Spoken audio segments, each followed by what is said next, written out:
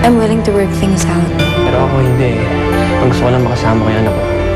At paghatihan na lang natin yung custody ng ninyo at saka oras niya. Sickness and